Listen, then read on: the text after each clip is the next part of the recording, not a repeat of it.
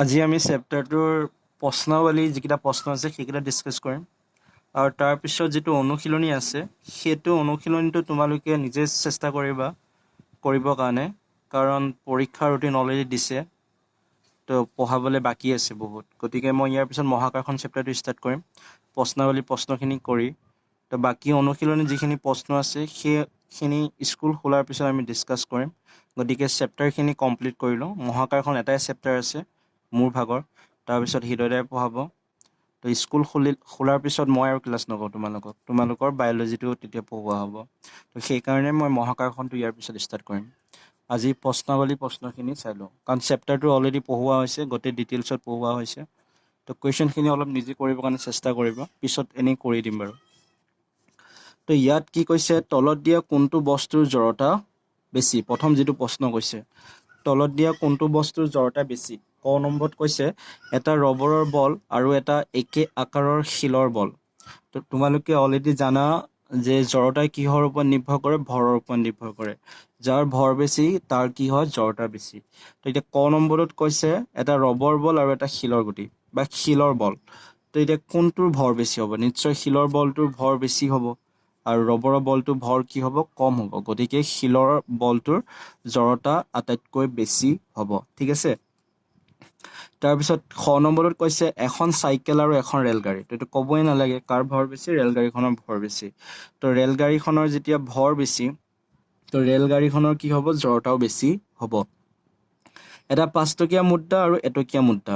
এতিয়া 5 টকীয়া মুদ্ৰা তোমালোকে দেখিছা, এটকীয়া মুদ্ৰাও দেখিছা। এতিয়া কোনটো ভৰ বেছি হ'ব? নিশ্চয় 5 টকীয়া মুদ্ৰাটো ভৰ বেছি হ'ব, কাৰণ সেইটো অলপ ডাঠ হয় এটকীয়া মুদ্ৰাটোত থাকি। গতিকে 5 টকীয়া মুদ্ৰাটোৰ জড়তা কি হ'ব? বেছি হ'ব। এতিয়া 2 নম্বৰ প্ৰশ্নটো কি কৈছে চোৱা, তলত দিয়া উদাহৰণটোত বলটোৰ বেগৰ পৰিৱৰ্তন কিমানবাৰ হৈছে ধাৰ কৰিবলৈ চেষ্টা কৰা। মানে এটা উদাহৰণ দিছে, সেই উদাহৰণটোত বল এটা খেলুৱৈসকলে এইফালৰ পৰা সিফাললৈ মাৰিছে, তো তাত কিমানবাৰ তাৰ বেগৰ পৰিৱৰ্তন হৈছে সেইটো আমাক সুধিছে। তো উদাহৰণটো যদি চোৱা, এজন ফুটবল খেলুৱৈয়ে ফুটবলটো তেওঁৰ দলৰ অন্য এজন খেলুৱৈলৈ আগবঢ়াই দিছে, যিজনে বলটো গললৈ মাৰিছে। বিপৰীত দলৰ গলৰক্ষকজনে বলটো ধৰি তেওঁ নিজৰ দলৰ অন্য এজন খেলুৱৈলৈ আগবঢ়াই দিছে। প্ৰত্যেক ক্ষেত্ৰতে বলৰ যোগান ধৰোঁতা অভিকৰ্তাজনক চিনাক্ত কৰা। তো এইটো তোমালোকক মানে এটা উদাহৰণ দিলে, উদাহৰণটোত কৈছে কি এজন খেলুৱৈয়ে কি কৰিলে, ফুটবলটো নিজৰ টীমৰে বেলেগ এজনলৈ মাৰি দিলে। তো তাৰপিছত সেই খেলুৱৈজনে ফুটবলটো গ'লকিপাৰজনলৈ মাৰিছে। তো গ'লকিপাৰজনে কি কৰিলে, বলটো প্ৰথমে ধৰি ৰাখিলে, ধৰি পেলাই আকৌ বেলেগ এজনলৈকে মাৰি দিছে। তো ইয়াত এতিয়া আমি ক'ব লাগে কিমানবাৰ বেগ সলনি হৈছে বা কোনে সলনি কৰিছে। চোৱা, মই কৈ দিছোঁ, তোমালোকে লিখি ল'বা, একে সহজ বস্তু। প্ৰথমতে এজন খেলুৱৈ লগৰ খেলুৱৈজনলৈ কি কৰিলে, বলটো মাৰি দিলে, হয় নহয়? তো অলপ ইয়াত এজন এ আছে, বি আছে। এই দুটা হ'ল এটা টিমৰ। এইটো হ'ল এটা টিমৰ দুজন খেলুৱৈ, এ আৰু বি। এইটো হ'ল ছেকেণ্ড টিমটোৰ, এইটো হ'ল গ'লকিপাৰটো, আৰু এইটো হ'ল গ'লকিপাৰ টিমটোৰ খেলুৱৈজন। ঠিক আছে। তো মই বুজাই দিছোঁ, তেতিয়া নিজে লিখিব পাৰিবা। তো এ খেলুৱৈজনে কি কৰিলে, বলটো ফাৰ্ষ্ট বিজনক দিলে, হয় নহয়? তেতিয়াহ'লে ইয়াত এবাৰ বেগৰ পৰিৱৰ্তন হৈছে। কোনে বেগৰ পৰিৱৰ্তন কৰিছে? এটোৱে বেগৰ পৰিৱৰ্তন কৰিছে, হয় নহয়? তো এটোৱে যেতিয়া বেগৰ পৰিৱৰ্তন কৰিব, তাৰপিছত বিজনলৈ যেতিয়া মাৰিব, বিজনে বলটো ফাৰ্ষ্ট কি কৰিব? ধৰিব ন, কাৰণ এনেকৈ মাৰি দিয়াৰ লগত এইটো ঘপককৈ মাৰি দিব নোৱাৰে ন ফুটবলত। তো ইয়াক যেতিয়া বলটো পাছ কৰিব, এইটো অলপ সময়ৰ কাৰণে সি বলটো ৰাখিব, তাৰপিছত মাৰিব। তো প্ৰথমতে বলটো ইয়ালৈ দিলে, এ বিক দিলে, তেতিয়া কি হ'ব? ইয়াৰ বেগটো পৰিৱৰ্তন হ'ল। তাৰপিছত বিয়ে যেতিয়া ইয়াক প্ৰথম বলটো পাব, তাতো এটা বেগৰ পৰিৱৰ্তন হৈছে, কাৰণ মাৰোঁতে বেগটো বাঢ়ি গৈছিলে, গুৰি মাৰি যেতিয়া দিছিলে। প্ৰথমে বলটো ৰাখি ল'ব, হয় নহয়? তো ৰাখি লোৱাৰ পিছত ইয়াৰ বেগটো কমি গ'ল। তাৰপিছত আকৌ কি কৰিলে, ভৰিয়ে ক'লৈ মাৰি দিলে? গ'লকিপাৰজনলৈ মাৰি দিলে। ঠিক আছে। তো গ'লকিপাৰজনলৈ যেতিয়া মাৰি দিব, বেগটো এবাৰ কোনে বহালে? বিয়ে বহালে। আৰু বিয়ে যেতিয়া গ'লকিপাৰজনলৈ বলটো মাৰি দিলে, গ'লকিপাৰজনে কি কৰিব? বলটো ধৰিব। তো ধৰোঁতে কি হ'ব? বলটোৰ বেগ আকৌ কমি যাব, শূন্য হৈ যাব, কাৰণ ৰখিব ন। তাৰপিছত আকৌ গ'লকিপাৰটোৱে কি কৰিলে? ক'লৈ মাৰি দিলে? চি লৈ মাৰি দিলে। তো গ'লকিপাৰজনে মাৰোঁতে আকৌ বলটোৰ বেগটো কি হ'ব? বাঢ়ি গ'ল। তো এই কথাখিনিকে শব্দৰে লিখিব লাগে, সেইটো তোমালোকৰ দায়িত্ব, কেনেকৈ লিখা। কোনটো ভাষাত লিখা, কেনেকুৱা ধৰণৰ লেংগুৱেজ ইউজ কৰা, কিন্তু তোমালোকে নিজে নিজে লিখিবা, লিখি পেলাই মোক দেখুৱাবা। তাৰপিছত আহিলে আমাৰ 3 নম্বৰ প্ৰশ্নটো। গছৰ ডাল এডাল জোৰকৈ জোকাৰি দিলে কিছুমান পাত কিয় সৰি পৰে ব্যাখ্যা কৰা। এইটো মই জড়তাটো পঢ়াওঁতে তোমালোকক কৈছিলো কি আছিলে, কোনো এটা বস্তু যেতিয়া ৰৈ থাকিব বিচাৰে, গতি কৰি থাকিলে গতি কৰিয়ে থাকিব বিচাৰে। তো গছৰ যদি পাতবোৰ চোৱা সেইবোৰতো গছত লাগিয়ে থাকে, তো সেইবোৰ কি হ'ব, ৰৈ থাকে, তো ৰৈ থাকিব বিচাৰে। তো যেতিয়া গছডাল জোকাৰি দিবা কি হ'ব, গছৰ দানিবোৰ বা গছৰ ডালবোৰ অলপ লৰচৰ হ'ব, ইফাল সিফাল হ'ব, আগুৱা পিছুৱা হ'ব। তো তাৰ ফলত কি হয়, যিবোৰ পাত আছে সেই পাতবোৰ একে ঠাইতে ৰৈ থাকিব বিচৰা প্ৰৱণতাৰ বাবে পাতবোৰ সৰি পেলাই মাটিত পৰে। ঠিক আছে, তো সেইখিনিকে অকণমান বনাই লিখিব লাগে, কাৰণ জড়তাৰ সূত্ৰৰ পৰা আহিছে। তাৰপিছত 4 নম্বৰটো যদি চোৱা, চলন্ত বাছ এখন হঠাৎ ৰৈ গ'লে আমি আগলৈ, আৰু ৰৈ থকা বাছ এখন হঠাৎ ত্বৰিত হ'লে আমি পিছলৈ যাওঁ কিয়। এইটো অলৰেডি মই কৈ দিছোঁ, তোমালোকেও লিখিছা, কিছুমানে লিখা নাই, গতিকে এইটো লিখিবা। ঠিক আছে, এইখিনি কৰিবা, একে সহজ অংক অলৰেডি মই ডিছকাছ কৰিছোঁ পঢ়াওঁতে। তাৰপিছত আহিলে আমাৰ দ্বিতীয় প্ৰশ্নাৱলীটো, এইখিনি লিখিবা, লিখি পেলাই মোক দেখুৱাবা, যোনে যোনে দেখুৱাব বিচাৰা। বেছিভাগেতো নেদেখুৱা তোমালোকে। তাৰপিছত আহিলে 1 নম্বৰটো, যদি ক্ৰিয়া সদায় প্ৰতিক্ৰিয়াৰ সমান হয় তেন্তে ঘোঁৰা এটাই গাড়ীখন কেনেকৈ টানিব পাৰে। চোৱা, ইয়াত ঘোঁৰাটো যদি চোৱা, ঘোঁৰা এটাই গাড়ীখন কেনেকৈ টানিব পাৰে। ঘোঁৰাটোৰ যিটো বল আছে সেই বলটো গাড়ীখনত থাকি, বা ঘোঁৰাটোৰ যিটো ভৰ হ'ব সেই ভৰটো গাড়ীখনত থাকি বেছি হ'ব নে কম হ'ব, নিশ্চয় কম হ'ব। ঘোঁৰাটোৰ কাৰণ ভৰ কম হ'ব, গাড়ীখনৰ ভৰ কি হ'ব, বেছি হ'ব। কিন্তু তথাপিও ঘোঁৰাটোৱে কি কৰে, গাড়ীখন টানি লৈ যায়, নহয়। আৰু লগতে কৈছে যদি ক্ৰিয়া আৰু সদায় প্ৰতিক্ৰিয়াৰ সমান হয় তেন্তে ঘোঁৰা এটাই গাড়ীখন কেনেকৈ টানিব পাৰে ব্যাখ্যা কৰা। তো ইয়াৰ পৰা এইটো কথা ক'ব বিচাৰিছে, যিহেতু ঘোঁৰাটোৱে গাড়ীখন কি কৰিব, ধৰি লোৱা এখন হ'ল গাড়ী, ঠিক আছে, তো এইখন ধৰি লোৱা গাড়ী, ইয়াত ঘোঁৰাটোৱে কি কৰিছে, টানি লৈ গৈছে।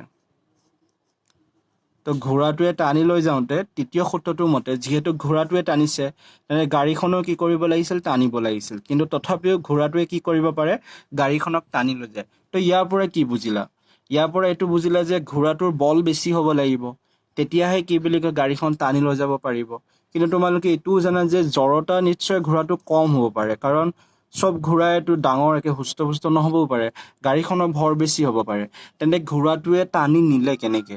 তো সেইটো প্ৰশ্নৰ উত্তৰ দিবলৈ গ'লে আমি কি ক'ব লাগিব, তোমালোকে যদি খোজ কঢ়া তেতিয়া হয়তো মন কৰিছা, আমি পৃথিৱীত এটা ডুব দি পেলাই আমি আগুৱাই যাওঁ। যেতিয়া আগুৱাই যাওঁ তেতিয়া আমি পৃথিৱীখনত ভৰিখনে এটা ভৰ দি পেলাই বা বল দি পেলাই আমি আগুৱাই যাওঁ। বা তোমালোকে যদি দৌৰিছা কেতিয়াবা, তেতিয়াও মন কৰিব পাৰা, আমি পৃথিৱীত এটা হেঁচা দি পেলাই আগুৱাই যাওঁ। ঠিক তেনেদৰে ঘোঁৰা যেতিয়া গাড়ীখন টানে, তো পৃথিৱীত এটা কি দিয়ে, হেঁচা দিয়ে, পৃথিৱীত এটা বল দিয়ে, যাৰ ফলত পৃথিৱীয়ে ঘোঁৰাটোৰ ওপৰত এটা বল প্ৰয়োগ কৰে, আৰু সেইবাবে গাড়ীখন ঘোঁৰাটোৱে টানি লৈ যাব পাৰে। কিহৰ কাৰণে, আকৌ কৈছোঁ, ঘোঁৰাটো যেতিয়া আগুৱাই যাব, আগুৱাই যাওঁতে ভৰিখনে পৃথিৱীৰ ওপৰত এটা বল প্ৰয়োগ কৰে, ঠিক আছে। তো বল প্ৰয়োগ কৰাৰ ফলত পৃথিৱীয়েও তাক এটা কি কৰিব, বল এটা প্ৰয়োগ কৰিব। কিন্তু পৃথিৱীয়ে যিটো বল প্ৰয়োগ কৰিব সেইটো আগৰ ফালে কৰিব। ঘোঁৰাটোৱে যেতিয়া আগুৱাই যাব বিচাৰে ন, সি ভৰিখন পিছফালে দি পেলাই এটা বল প্ৰয়োগ কৰে, কিন্তু পৃথিৱীখনে বা মাটি এটা কি কৰে, আগৰ ফালে যাবৰ কাৰণে সহায় কৰিবৰ কাৰণে এটা বল প্ৰয়োগ কৰে, যাৰ ফলত সি গাড়ীখন টানি লৈ যাব পাৰে। তো লিখিবা এইখিনি। এতিয়া তোমালোকে ডাঙৰ হৈছে, ক্লাছ 9 পালাহি, হয় নহয়। তো কেইদিনমানৰ পিছত কলেজ পাবা, তাত তোমালোকে নিজে বনাই লিখিব লাগিব। গতিকে বস্তুটো বুজি পেলাই নিজে বনাবৰ কাৰণে চেষ্টা কৰিবা। তো 2 নম্বৰত কৈছে, আৰু মই গোটেইখিনি কৈয়ে দিছোঁ, খালি সেইখিনিক তোমালোকে আখৰৰ ৰূপত লিখিব লাগে।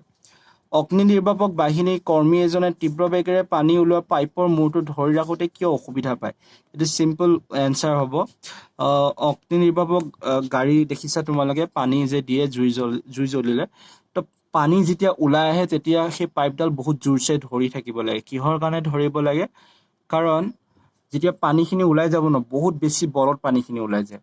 আৰু আমি নিউটনৰ তৃতীয় সূত্ৰৰ মতে কি জানো, কোনো এটা বস্তু যেতিয়া এটা দিশত বল প্ৰয়োগ কৰে, সি এটা বিপৰীত দিশতো বল প্ৰয়োগ কৰে। তো ঠিক তেনেদৰে পানীখিনি যেতিয়া পাইপডালে ওলাই যায়, তো সেই পানীখিনি এটা বিপৰীত দিশত বল এটাও প্ৰয়োগ কৰি থৈ যায়, যিটো যদি আমি কণ্ট্ৰল কৰিব নোৱাৰোঁ আমি পানীখিনি এটা দিশত দিব নোৱাৰিম তো সেইকাৰণে পানীৰ পাইপডাল যোনে ধৰি থকা মানুহজন বা অগ্নি নিৰ্বাপক বাহিনীৰ কৰ্মীজনে সেই পাইপডাল বহুত ভালদৰে ধৰি থাকিব লাগিব বা ধৰি থাকিবৰ কাৰণে অসুবিধা পায় কাৰণ বহুত যেতিয়া বল দিব ন কমজোৰি মানুহ হ'লেতো ধৰিও থাকিব নোৱাৰিব তো সেইকাৰণে আমি বা যোনে ধৰি থাকে অসুবিধা পায় কিহৰ কাৰণে পানীখিনি যেতিয়া ওলাই যায় তো পানীখিনি এটা বিপৰীত দিশত বল প্ৰয়োগ কৰি যায় ঠিক আছে তাৰপিছত আহিলে এটা অংক আমাৰ এটা 3 নম্বৰ অংকটো এইটো মই কৰি দিম তো 4 কেজি ভৰৰ বন্দুক এটাৰ পৰা 50 গ্ৰাম ভৰৰ গুলি এটা 35 মিটাৰ পাৰ ছেকেণ্ড প্ৰাৰম্ভিক বেগেৰে ওলাই গৈছে বন্দুকটোৰ প্ৰাৰম্ভিক প্ৰতিক্ষেপ বেগ কিমান তো ইয়াত কৈছে কি এটা গুলি আছে এটা বন্দুক আছে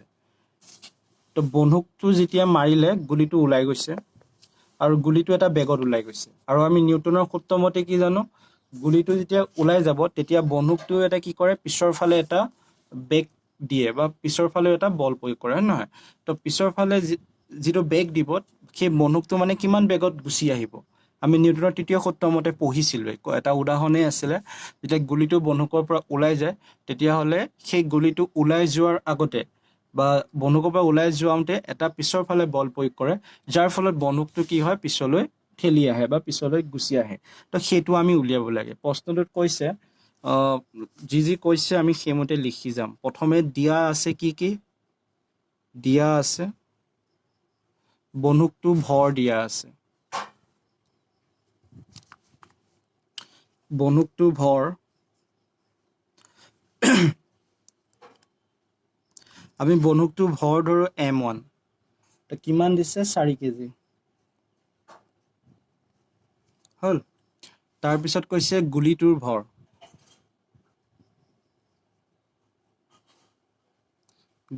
ভৰ ধৰো আমি M2 কিমান আছে 50 গ্ৰাম সো এইটো কেজিত আছে এইটো গ্ৰামত আছে তো দুটাত থাকিলে নহব আমি এটা আনিব লাগিব তো 50 গ্ৰামটোক আমি কেজিলৈ লৈ যাওঁ 50 গ্ৰামক যেতিয়া আমি কেজিলৈ লৈ যাম 1000 দি কি কৰিব লাগিব হৰণ কৰিব লাগিব তো এইটো কৰিলে আমাৰ এনসাৰ আহিব 0.05 কেজি ঠিক আছে এতিয়া বেগ দিছে কিহৰ বেগ দিছে গুলিটো ওলাই যাওঁতে যেটো বেগ মানে চোৱা এটো গুলিটো ওলাই যেতে যাব সেটো কি বেগ হ'ব অন্তিম বেগ হ'ব নে প্ৰাৰম্ভিক বেগ হ'ব মানে আমি দুটা পাইছিলো ন এটা আছিল আমাৰ ইউ আছিলে আৰু এটা আমাৰ কি আছিলে ভি আছিলে তো ইউটো কি হয় কোনো এটা বস্তুৰ যেটো প্ৰথম যেটো বেগ হয় তো সেইটো আছিলে ইউ আৰু ভিটো আছিলে আমাৰ কি পিছৰ বেগটো তো গতিকে এতিয়া গুলিটো যেতিয়া ওলাই যাব সেটো আমাৰ কোনটো বেগত পৰিব ভিত পৰিব নে ইউত পৰিব সেটো আমাৰ ভিত পৰিব কাৰণ গুলিটো ওলাই গল ন আৰু যেটো আগৰ বেগটো হ'ব ইউ কিন্তু কিতাপৰ যদি প্ৰশ্নটোৰ শব্দকিটাত চোৱা তাত তোমালোকে অলপ খেলিমেলি পাব পাৰা মানে খেলিমেলি নহয় শব্দকিটা বুজি নাপাব পাৰা ইয়াত যদি চোৱা কৈছে গুলি এটা 35 মিটাৰ পাৰ ছেকেণ্ড প্ৰাৰম্ভিক বেগেৰে ওলাই গৈছে ইয়াত যে প্ৰাৰম্ভিক বেগ কৈছে তাৰ মানে তোমালোকে ইউ বুলি নাভাবিবা ইয়াত এটো তোমালোকৰ ভি কথা কৈছে কাৰণ গুলিটো ওলাই কিতে যাব বন্দুকটো মাৰাৰ পিছতে গুলিটো ওলাই যাব তো গতিকে ইয়াত এটো তোমালোকৰ ভিৰ কথা কৈছে কিহৰ ভিৰ গুলিটোৰ বেগৰ কথা কৈছে আৰু লগতে যে বন্দুকটোৰ প্ৰাৰম্ভিক প্ৰতিক্ষেপ এই প্ৰতিক্ষেপটো যে ক'লে তাৰ মানে যেতিয়া গুলিটো ওলাই গৈছিলে তেতিয়া বন্দুকটো কিমান বেগেৰে পিছলৈ গুচি আহিছিলে সেইটো সুধিছে আৰু ইয়াত ইউটো তোমালোকৰ কি হ'ব সেইটো আমি বিচাৰিব লাগিব সো গুলিটো যেতিয়া বন্দুকটো মাৰা নাছিলে তেতিয়া কি হৈছিলে বন্দুকটো আৰু গুলিটো ৰৈ আছিল নে গতি কৰি আছিল ৰৈ আছিল নিশ্চয় কাৰণ বন্দুকটো ৰৈ থাকিব বন্দুকটোৰ ভিতৰত যেহেতু গুলিটো সোমাই আছে তো বন্দুকটো ৰৈ থাকিলে গুলিটো ৰৈ থাকিব যেতিয়ালৈকে বন্দুকটো নুফুটুৱাই তেতিয়ালৈকে গুলিটো গতি নকৰিব ফুটুৱাৰ পিছতহে গুলিটো কি কৰিব গতি কৰিব তো সেই কাৰণে বন্দুকটোৰ আৰু গুলিটোৰ প্ৰাৰম্ভিক বেগ বা ইউ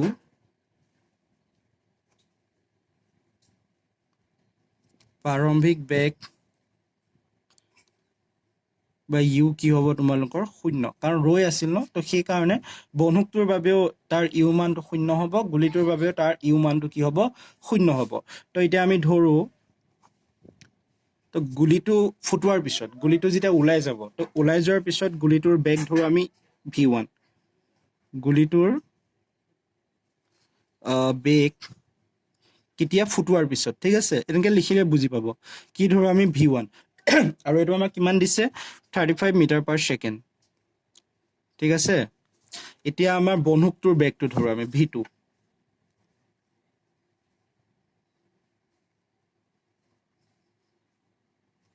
বন্দুকটোৰ বেগ ধৰো আমি v2 হৈছে তো এতিয়া আমি ভৰবেগৰ সংৰক্ষণ সূত্ৰটো ব্যৱহাৰ কৰিব লাগিব ভৰবেগৰ সংৰক্ষণ সূত্ৰটো কি আছিল আমাৰ তো সেইটো যদি মনত আছে তোমালোকৰ ইয়াৰ আগৰ ভিডিঅ'টোতে কৈছিলো ভৰবেগৰ সংৰক্ষণ সূত্ৰটো কি আছিল m1 u1 plus m2 u2 equal to m1 v1 plus m2 v2 তো এতেকে ভৰবেগৰ সংৰক্ষণ সূত্ৰ মতে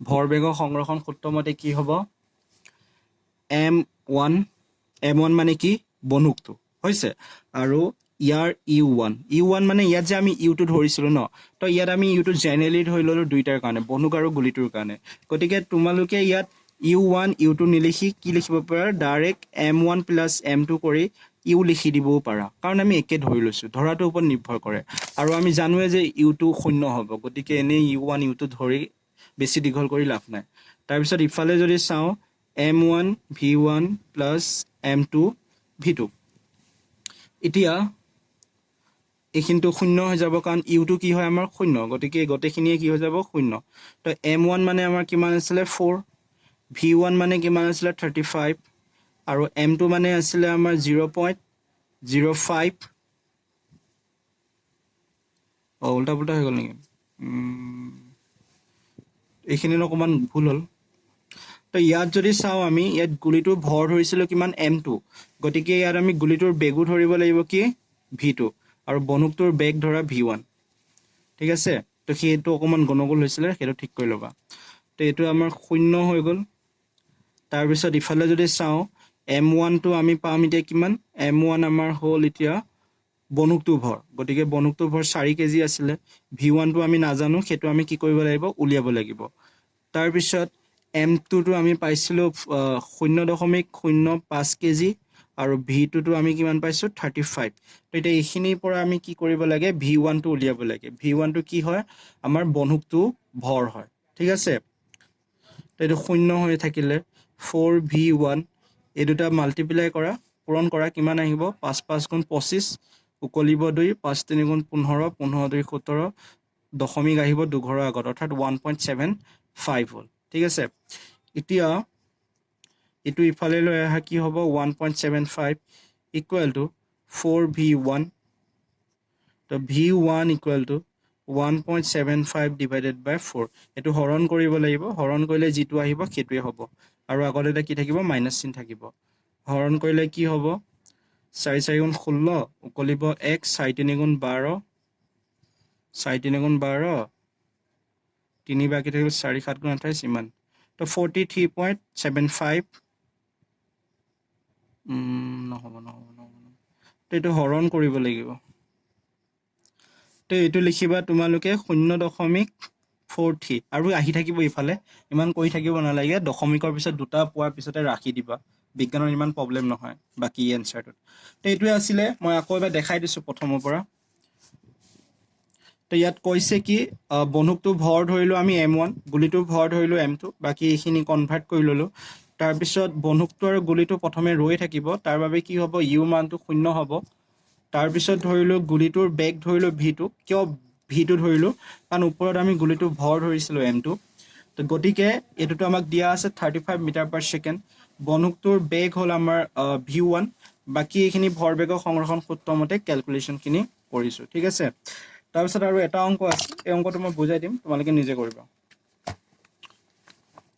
ইয়াত চোৱা কি কৈছে 100 গ্ৰাম আৰু 200 গ্ৰাম ভৰৰ দুটা বস্তু একে দিশত আৰু একে সৰল ৰেখাৰে ক্ৰমে 2 মিটাৰ পাৰ সেকেন্ড আৰু 1 মিটাৰ পাৰ সেকেন্ড বেগেৰে গতি কৰি আছে তো সিহঁতে সংঘাতত লিপ্ত হ'ল আৰু তাৰ পিছত প্ৰথমটোৰ বেগ হ'ল 1.67 মিটাৰ পাৰ সেকেন্ড আৰু দ্বিতীয়টোৰ বেগ নিৰ্ণয় কৰা এটো একেবাৰে সহজ তো ইয়াত চোৱা কি কৈছে প্ৰশ্ন দেখা পালে নাই তো ইয়াত কি কৈছে এইটো আমাৰ ভৰবেগৰ সংৰক্ষণৰ যিটো সূত্ৰ আছিলে তাৰ ডেফিনেশ্যনটোৰ পৰাই প্ৰশ্নটো সুধিছে দুটা বস্তু আছে দুইটা বস্তু কি হৈছে গতি কৰি আছে তো এটা এ আছে আৰু এটা বি আছে ঠিক আছে তো এইটো এনেকে গতি কৰি আছে এইটো গতি কৰি আছে আৰু ইয়াৰো বেগ বেলেগ ইয়াৰো বেগ বেলেগ ইয়াত কি কৈছে এইটো ভৰ হ'ল 100 গ্ৰাম এইটো ধৰি লোৱা এইটোৰ 100 গ্ৰাম আৰু বিটোৰ কাৰণে ভৰ কিমান দিছে 200 গ্ৰাম ঠিক আছে এতিয়া কৈছে যে ই গতি কৰিছে 2 মিটাৰ পাৰ ছেকেণ্ডত আৰু ই গতি কৰিছে 1 মিটাৰ পাৰ ছেকেণ্ডত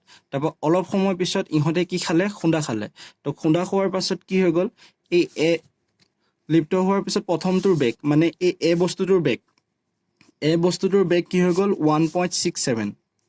1.67 মিটাৰ পাৰ ছেকেণ্ড স্কোৱাৰ তো বিটোৰ বেগ কি হ'ব এতিয়া আমি সেইটো উলিয়াব লাগে তো এইটো একদম চিম্পল ধৰি ল'বা কি এইটো ধৰিবা m1 এইটো ধৰিবা m2 এইটো ধৰিবা u1 এইটো ধৰিবা u2 এইটো হৈ যাব v1 আৰু এইটো হৈ যাব আমাৰ v2 এইটোকে আমি কি কৰিব লাগে উলিয়াব লাগে তো এইটো মই ধুনীয়াকে ভৰবেগৰ সংৰক্ষণটো পঢ়াওঁতে কৈ দিছোঁ খালি ফৰ্মুলাটোত মানকেইটা বহাই পেলাই কেলকুলেশ্যন কৰিলে ওলাই গ'ল ইয়াত m1 হ'ব এইটো m2 হ'ব এইটো u1 হ'ব এইটো u2 হ'ব এইটো v1 হ'ব এইটো v2 হ'ব এইটো তো গোটেইকেইটা বস্তু অলৰেডি মই কৈ দিছোঁ খালি তোমালোকে কৰিব লাগে তো এই অংকটো কৰি পেলাই মোক দেখুৱাবা